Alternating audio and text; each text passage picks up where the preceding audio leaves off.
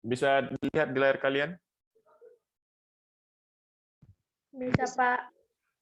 Oke, terakhir kita sampai di mana ya? Untuk yang kelas B ya, kelas B itu materi sampai di mana? Dengan Pak Ahmad.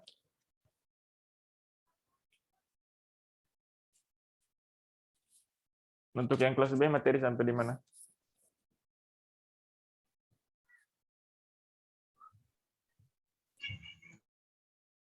Ada yang bisa menggambarkan materi terakhir sampai di mana?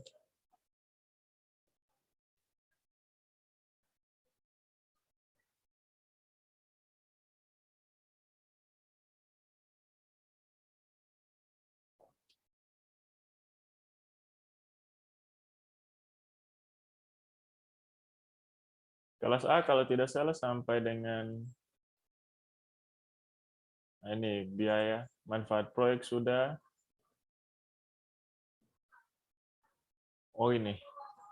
Kalau ini sudah kelas B belum? Barang yang diperdagangkan, yang tidak diperdagangkan, nilai tukar bayangan dan valuta asing sudah belum?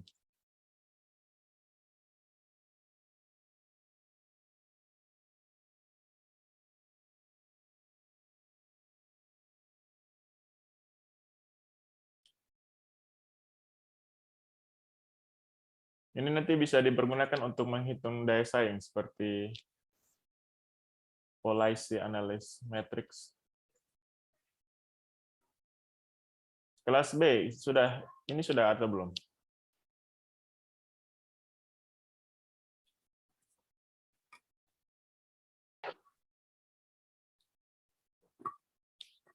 Kelas B, Monica, kelas B kan?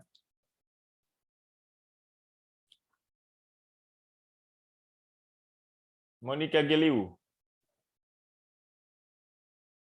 Kelas A. Oh, kelas A. Yang kelas B yang mana?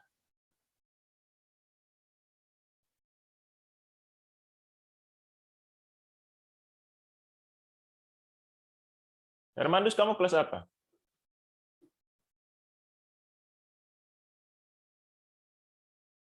Hermandus Yonvin. Kelas B, Pak. Ya, sudah atau belum materi ini?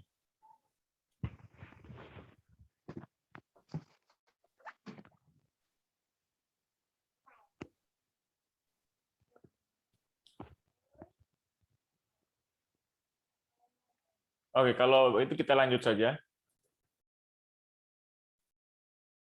Bisa terlihat di layar kalian? Bisa, Pak. Sudah, Pak. Oke. Jadi materi lanjutan kita sebelum ke alat analisis itu terkait pemahaman yang perlu dibangun terkait barang yang diperdagangkan, yang tidak diperdagangkan, dan nilai tukar bayangan bagi valuta asing. Jadi ada barang-barang yang diperdagangkan atau tradable goods. Jika bahan-bahan atau peralatan yang dipakai dalam proyek merupakan barang-barang yang diperdagangkan atau traded goods, maka yang harus diperhitungkan sebagai biaya adalah harga di perbatasan, the border price, daripada bahan peralatan tersebut. Artinya, cost, CIF ini cost,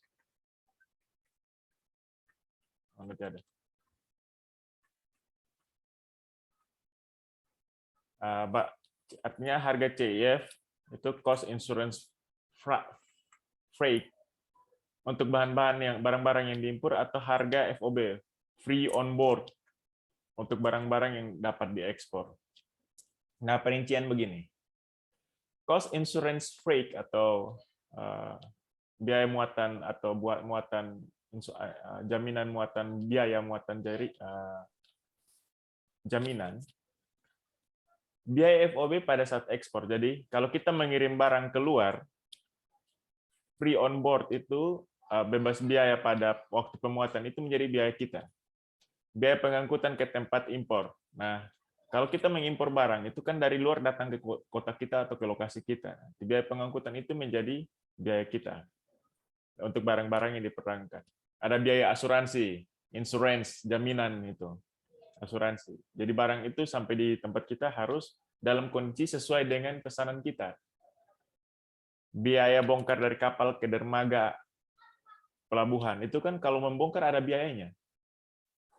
Nah, yang tidak termasuk itu adalah pajak impor dan subsidi. Ini beda, ini pajak impor dan subsidi tidak termasuk biaya dari barang-barang yang diperdagangkan.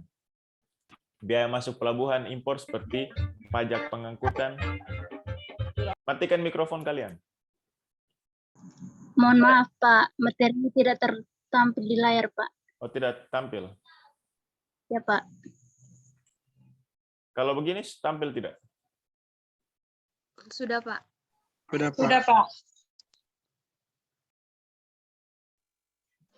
Oke. Belum, Pak. Di Pedro kayaknya sedang bermasalah, di teman lain tampil. Sudah, Pak. Sudah, Pak. Oke.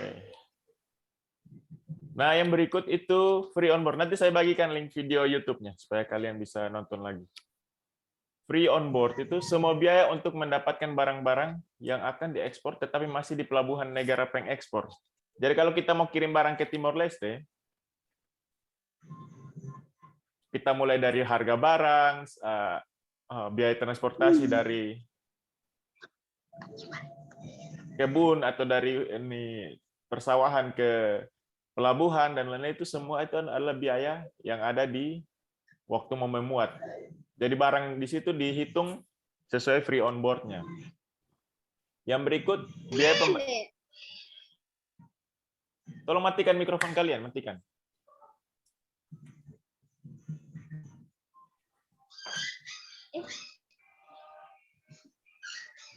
Itu masih ada yang hidup.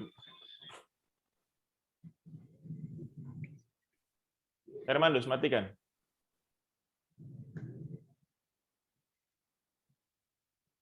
Hermandus Jonvin, matikan mikrofon. Oke.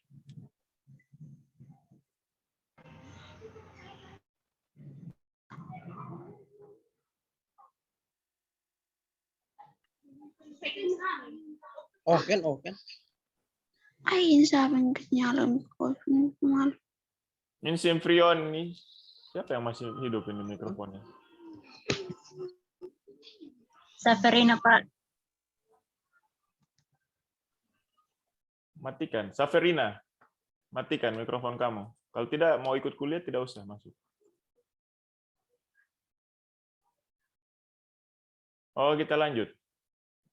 Yang termasuk unsur-unsur free on board yang berikut adalah biaya di pelabuhan lokal seperti pajak penyimpanan. Nanti kalau misalnya kapalnya belum bisa memuat atau kapalnya belum berlabuh, kita nyimpan dulu, simpan di gudang.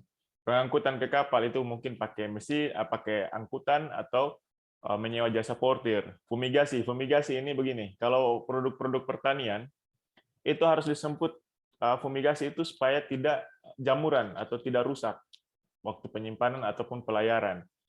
Keagenan dan biaya semacamnya, ini agen mungkin. Yang berikut, unsur free on board yang berikutnya adalah pajak dan subsidi ekspor. Selanjutnya, harga di lingkungan proyek, harga di harga perbatasan proyek, dan harga di tempat usaha, harga perbatasan di tanah pertanian. Ini biasanya price on farmer's gate. Itu nanti kalian belajar di pemasaran, itu ada channel 0, channel 1, channel 2, 3, dan seterusnya. Tergantung kita belinya langsung dari petani atau kita beli dari pedagang perantara. Nah, barang-barang yang diperdagangkan, yang dimaksud dengan barang yang diperdagangkan atau traded goods adalah pada barang ekspor adalah harga free on board-nya lebih tinggi dari biaya produksi dalam negeri.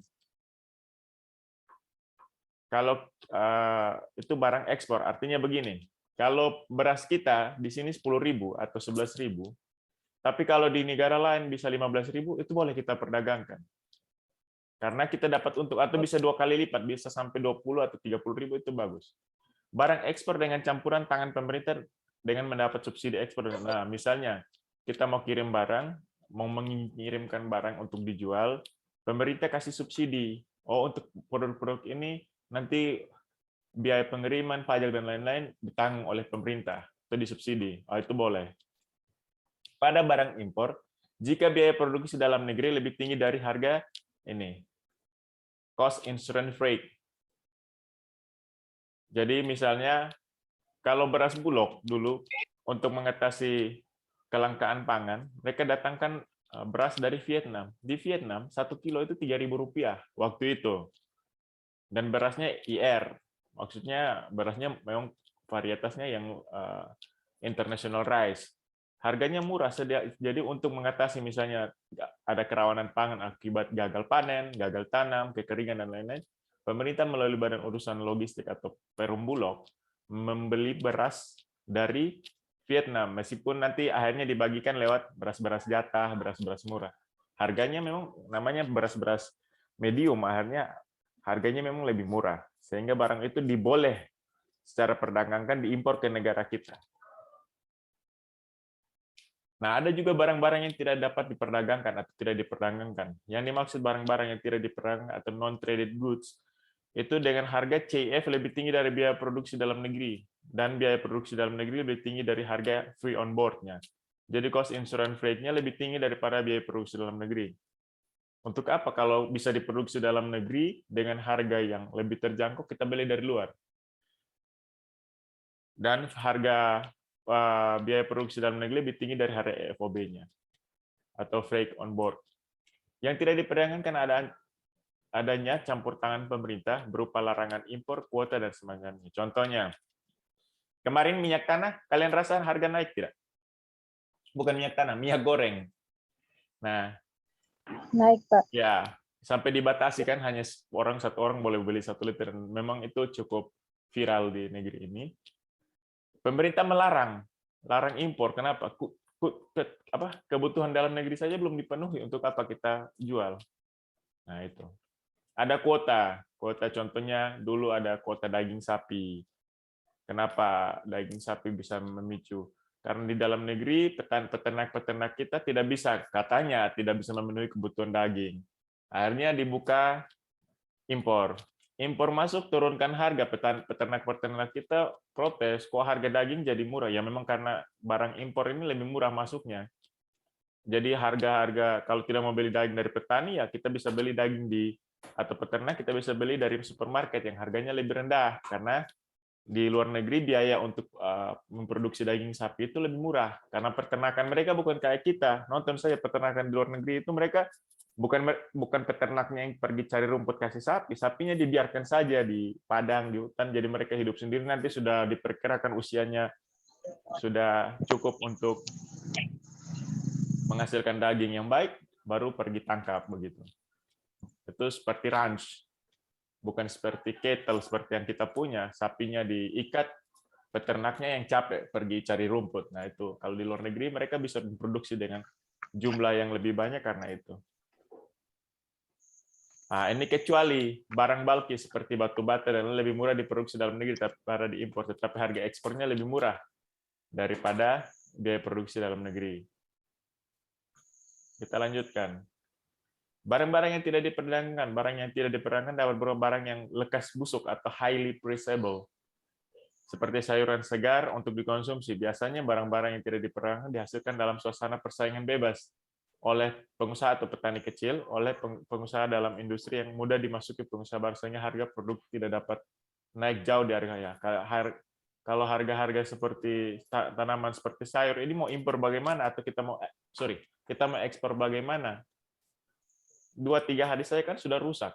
Padahal yang dibutuhkan konsumen itu sayuran yang segar, sehingga memang ini tidak diperdagangkan untuk keluar dari daerah. Jadi contohnya yang di Eban ya paling jual di Keva, jual di TTS, jualnya di Belu, dan karena jangka waktu pengirimannya lumayan relatif singkat, bisa dalam 1 hari. Tapi kalau kita mau kirim sampai ke Australia dan lain-lain itu kan dalam pengirimannya saja potensi rusaknya sudah tinggi. Ada juga, ya tolong yang masih hidup mikrofonnya tolong dimatikan.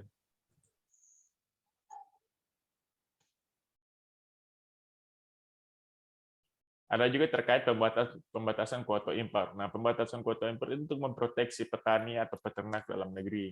Karena kalau barang atau sayuran atau komoditas dari luar masuk, biasanya harganya lebih murah.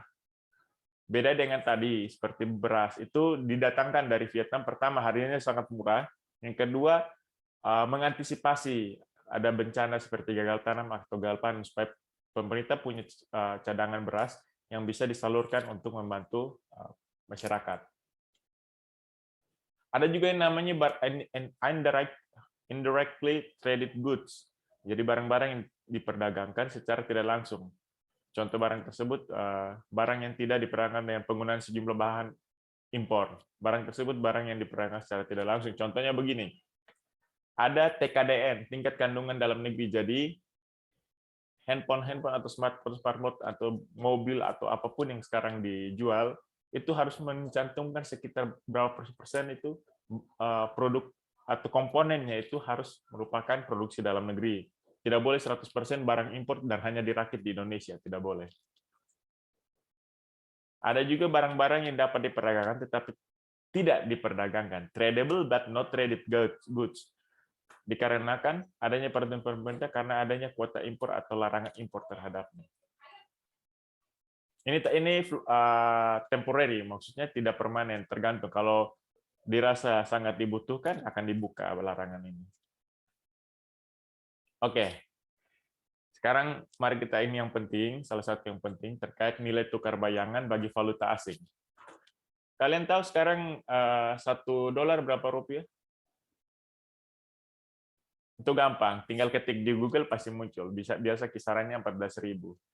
Nah, penentuan premium bagi valuta asing atau falas adalah penyesuaian neraca finansial menjadi neraca ekonomik menyangkut penentuan premium yang tepat bagi valuta asing. Nah, contohnya, kalau finansial ini kan terkait pembiayaan, tapi neraca ekonomik ini terkait penentuan apakah pantas barang itu dihargai sekian. Nah, keperluan untuk menentukan premium valuta asing ini timbul karena di banyak negara sebagai akibat adanya kebijaksanaan perdagangan, termasuk tarif atas barang impor dan subsidi atas ekspor. Orang harus membayar premium untuk barang yang diperdagangkan. Jika barang yang diperdagangkan dihitung berdasarkan perkalian harga perbatasan atau border prices dengan nilai tukar resmi tanpa penyesuaian premium valuta asing, maka barang impor akan kelihatan terlalu murah. Sedangkan barang domestik kelihatan terlalu mahal. Hal ini akan mendorong investasi berlebihan pada proyek yang menggunakan barang impor. Ada dua cara membanding yang sebanding atau equivalent untuk memperhitungkan premium bagi valuta asing dalam analisis ekonomi. Yang pertama itu nilai tukar bayangan valuta asing atau shadow change of foreign exchange, atau khusus untuk trade goods, barang-barang yang diperdagangkan. Yang kedua, faktor konversi atau conversion factor, non-traded goods, untuk barang-barang yang tidak diperdagangkan.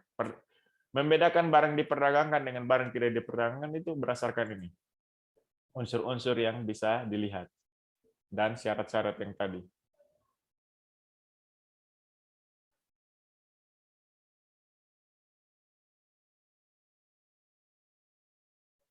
Oke, sabar, nanti kita latih. Oke, nilai tukar bayangan begini. Ada namanya OER, Original of Exchange Rate. Jadi yang tadi $1 itu 14.500. Contohnya begitu.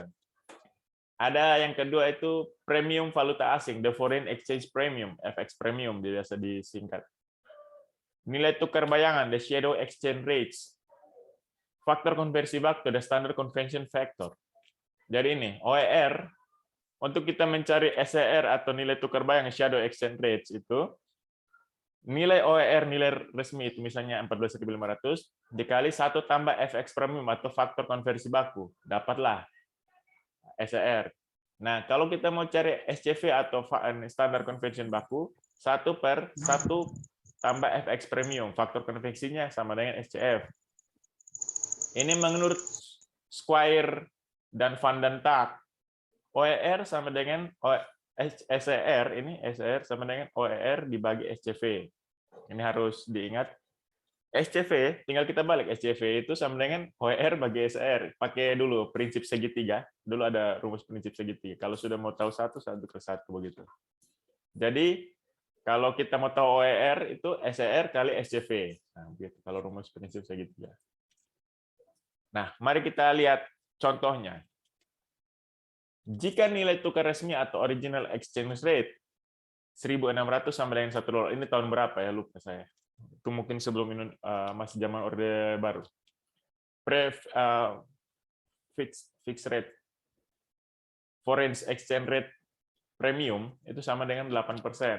Maka nilai tukar bayangan atau shadow exchange rate sama dengan 1.600 kali 1 tambah 0,08%. Ini kan diubah jadi 0,08. 8/100 sama dengan 0,08. Sama dengan 1.728 per US dollar. Nah, sangat berbeda kan? Yang di awal kalau nilai originalnya 1.600, sedangkan kita sudah dapat shadow exchange rate itu 1.728. Berubah. Nah, jadi kalau kita mau menggunakan valuta asing, sebaiknya untuk proyek-proyek, kalau membeli barang-barang dari luar negeri, kita menggunakan SER. Jangan kita pakai lurus-lurus hitung dengan original exchange rate. Nanti kita tidak dapat keuntungan, bahkan proyek itu tidak selesai karena kita salah memperhitungkan biaya-biaya untuk memiliki beberapa komponen dari luar negeri. Penerapan shadow exchange rate atau SER pada barang yang diperdagangkan ini ditujukan untuk membuat semua barang yang diperdagangkan relatif lebih mahal daripada barang yang tidak diperdagangkan, atau membuat barang yang tidak diperdagangkan relatif lebih murah daripada barang yang diperdagangkan dalam neraca ekonomi. Tujuan yang sama juga dapat dicapai bukan dengan menaikkan nilai relatif barang yang diperdagangkan, melainkan menurunkan nilai semua barang yang tidak diperdagangkan yang terdapat dalam neraca finansial, sehingga neraca ekonomi mereka secara relatif menjadi 8% lebih murah. Nah, kalau kita sudah pakai foreign exchange rate premium 8%, otomatis barang yang tidak diperdagangkan atau biasanya yang bisa kita dapatkan di dalam negeri itu harganya 8% lebih murah. Dihitung menggunakan SCF ini. SCF itu Standard Conversion Factor atau faktor konversi standar 1/1,08. Nah, ini kan tadi 1 per OER dikali 1 tambah FX premium. Tapi kalau kita cari standard conversion factor itu 1/1 tambah 0,08 atau bunganya sama dengan 0,926. Jadi ini untuk memperoleh nilai ekonomi, semua harga finansial barang yang tidak diperdagangkan dikalikan dengan faktor konversi baku ini. Nah, ini faktor konversi bakunya ini 0,926. Semua barang yang tidak diperdagangkan. Kalau tadi di atas untuk barang yang diperdagangkan. Penyesuaian harga-harga finansial dan nilai-nilai ekonomis ini penyesuaian yang diperlukan untuk mengkonversi harga finansial menjadi nilai ekonomi dibagi dalam 3 langkah. Yang pertama, penyesuaian pembayaran transfer langsung. Yang kedua, penyesuaian ketimpangan harga barang yang diperdagangkan. Yang ketiga, penyesuaian ketimpangan harga barang yang tidak diperdagangkan. Kalau tadi contohnya, kalau barang yang diperdagangkan itu kita pakai rumus SER sama dengan OER dikali 1 tambah FX premium. Kalau tadi faktor konversi standar atau standard conversion factor itu 1/1 tambah FX premium. Nanti setelah itu kita dapat. Jadi intinya adalah kalau OER itu dia lebih mahal 8% untuk barang yang diperdagangkan. Kalau SCV itu dia lebih murah 8% untuk barang-barang yang tidak diperdagangkan. Pada barang-barang yang diperdagangkan secara tidak langsung seperti barang-barang yang diproduksi dalam negeri, yang menggunakan sebagian besar input atau bahan komponennya itu berdasarkan dari impor atau ekspor, maka langkah 2 dan 3 dikerjakan pada waktu yang sama. Tidak perlu menunggu karena komponen atau input dari proyek tersebut menggunakan barang yang diperdagangkan maupun tidak diperdagangkan. Jadi bisa dikerjakan pada waktu yang sama. Oke, kita bahas yang pertama itu penyesuaian pembayaran transfer langsung. Langkah pertama dengan menghilangkan pembayaran transfer langsung atau pengeluaran yang bukan untuk penggunaan sumber real, melainkan hanya berupa transfer turunan atau klaim terhadap sumber-sumber real dari seorang dalam masyarakat kepada orang lain. Pembayaran transfer yang paling umum adalah pajak, subsidi langsung, transfer kredit dalam hal ini pinjaman, atau penerimaan, atau angsuran pinjaman pokok, dan pembataran bunga. Selain itu ada 2 transaksi kredit atau jumlah yang harus dibayar, atau account payable, dan jumlah yang masih harus diterima atau account receivable. Semua masukan ini harus dikeluarkan sebelum neraca finansial disesuaikan untuk mencerminkan nilai-nilai ekonomisnya. Jadi kayak pajak dan lain-lain harus transaksi kredit, uang yang harus diterima itu dihilangkan dulu. Karena itu tidak termasuk dalam penyesuaian pembayaran transfer langsung atau direct transfer. Nah, yang berikut adalah penyesuaian ketimpangan harga barang-barang yang diperdagangkan. Pertama-tama ditentukan besarnya harga-harga perbatasan atau border prices bagi barang impor. Biasanya cost insurance freight bagi barang-barang ekspor. Kalau untuk bagi barang-barang impor itu kita pakai patokannya cost insurance freight. Tapi bagi barang-barang ekspor biasanya free on board.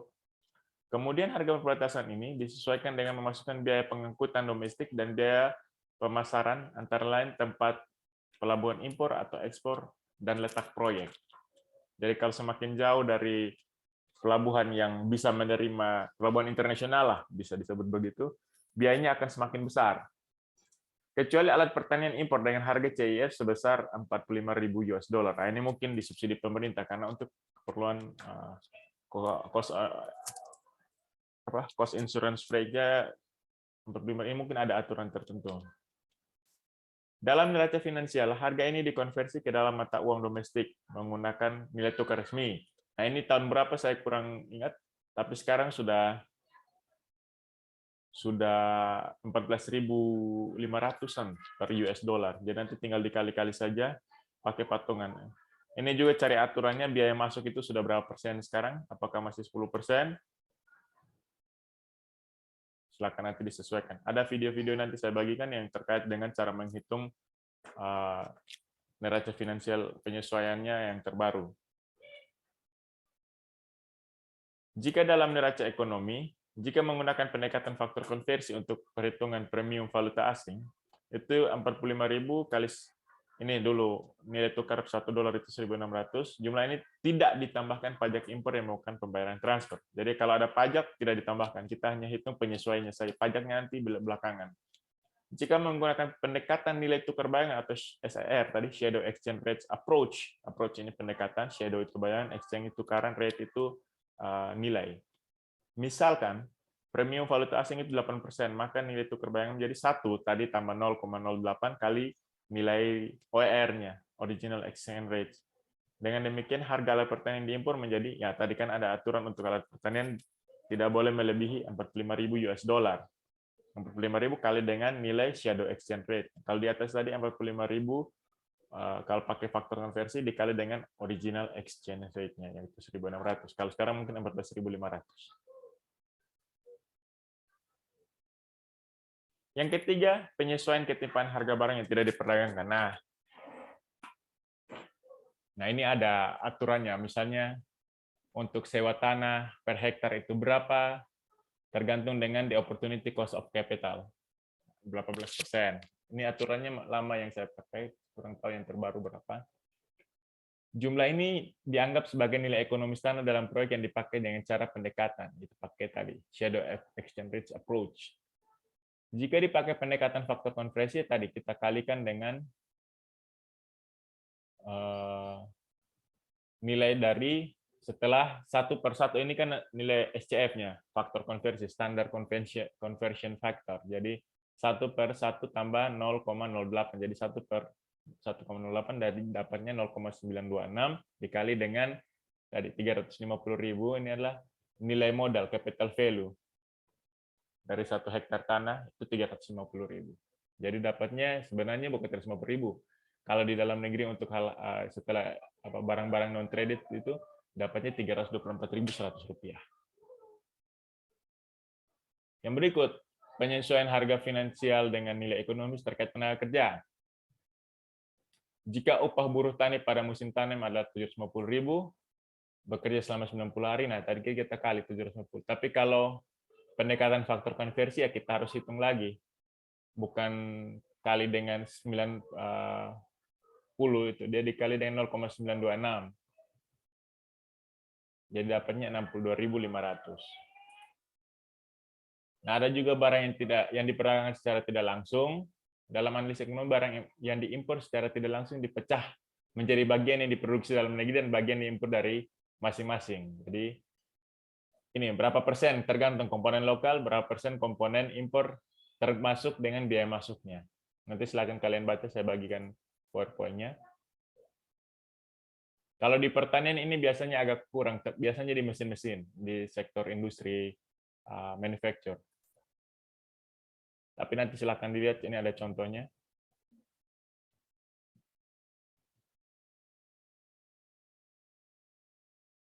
Nah ini, faktor konversi khusus, specific conversion factor.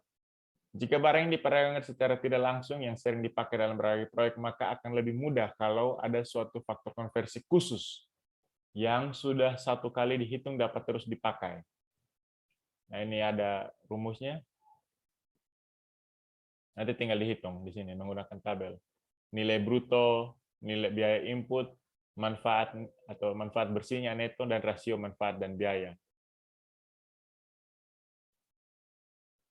Oke, bagi saya mungkin ini saja. Ada export parity value, ini mungkin tidak terlalu, tapi nanti kalian baca saja, saya akan bagikan juga video yang contoh-contohnya. Kita cukupkan sampai di sini.